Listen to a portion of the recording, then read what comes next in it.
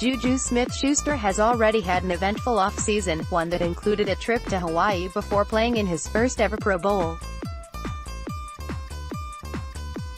JuJu also hit up the media circuit during Super Bowl week while discussing everything from his breakout 2018 season to possibly having to replace Antonio Brown as Pittsburgh's No.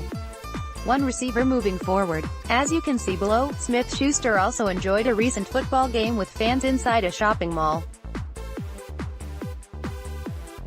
"I've been really missing football, so I went and played in a mall." Pic.twitter.com/myfiox, JuJu Smith-Schuster, at Team JuJu, February 24, 2019. Brown may be leaving Pittsburgh soon. Smith-Schuster is ready to follow in his footsteps.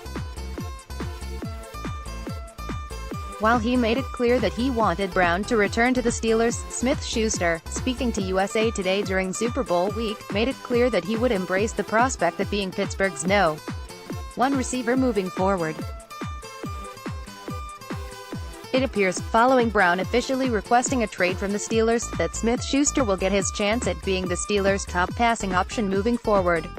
"Oh, for sure, no doubt," JuJu said when asked about the possibility of being the team's No. 1 receiver moving forward. "As a kid, I always wanted to be the number 1 guy. If the opportunity comes my way, I want to embrace it. Who doesn't want to be the No. 1 guy?" JuJu also dismissed the notion that most of his success the previous 2 years was because of the attention that Brown draws from opposing defenses. "It's not about just one player," JuJu said. "It's about the team." With that in mind, Smith-Schuster won't be asked to carry Pittsburgh's passing attack by himself moving forward. The Steelers will certainly draft someone to replace Brown, the second all-time receiver in franchise history. Pittsburgh has a tremendous track record when it comes to drafting receivers under GM Kevin Colbert, as the Steelers have selected Brown, Emmanuel Sanders, Mike Wallace, Martavis Bryant and Smith-Schuster over the past decade. Colbert also drafted Super Bowl 43 Santonio Holmes after moving up in the 2006 draft. The Steelers will also expect to get a significant bigger contribution out of James Washington, who started to show signs of his potential near the end of what was an underwhelming rookie campaign for the team's second-round pick in last year's draft. While he finished the season with just 16 catches for 217 yards, Washington was the team's leading receiver in Pittsburgh's Week 15 victory over the Patriots, catching 3 of 4 targets for 65 yards.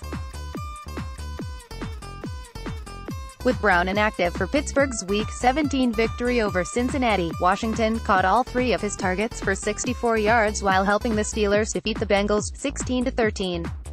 James Conner, in his first year as a starter, also proved that he can be a valuable asset for Ben Roethlisberger in the passing game in 2018, catching 55 of 71 targets for 497 yards and a touchdown.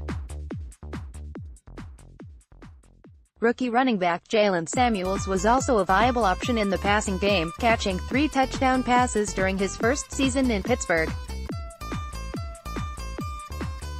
Tight end duo Vance McDonald and Jesse James also served as a significant part of the passing attack, as the duo combined to catch 80 passes for 1,033 yards and 6 touchdowns. Steelers fans also shouldn't sleep on Ryan Switzer, who is looking to make a much bigger impact in the offense after signing with Pittsburgh just before the start of the 2018 season. Losing Brown hurts. There's just no way around that. But considering the weapons Pittsburgh still has coming back in 2019, the Steelers are in a better position than anyone when it comes to replacing a talent like Brown, the NFL's most productive receiver over the past 9 years. Brown will ultimately get his chance to prove that he can still be a prolific receiver without the Steelers, while JuJu and the rest of his teammates will be motivated to show what they can do without their former teammate in 2019.